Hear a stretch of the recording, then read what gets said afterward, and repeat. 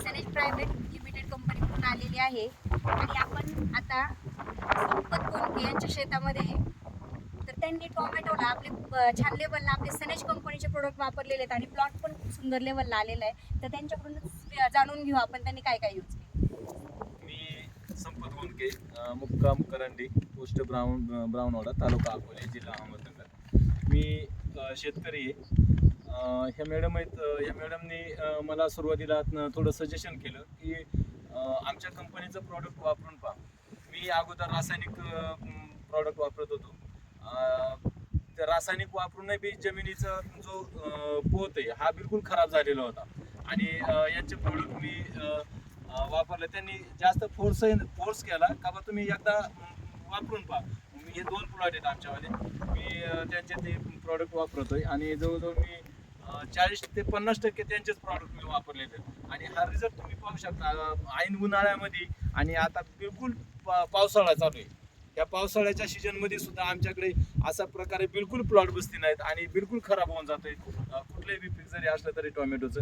तर पण आता मी हे यांच्या कंपनीचं सनगार्ड आणि सॉइल केअर हे वापरलेले आहे. अजून त्यांचे पूर्ण मी जो शेड्यूल आहे तो शेड्यूल प्रमाणे मी त्यांचा वापर केलेला आहे आणि त्याच्यामध्ये मी रासायनिक बिलकुल 1-2 किलोचेच ड्रिपचे खत वापरले. किती % रासायनिक वापरलं तुम्ही? मी कमीत तरी 40 ते 50% मी वापरलेले. तुम्ही मला यांनी मला सांगितलं होतं का 60% वापरा, पण मी 40 ते 50% वापरलेले रासायनिक.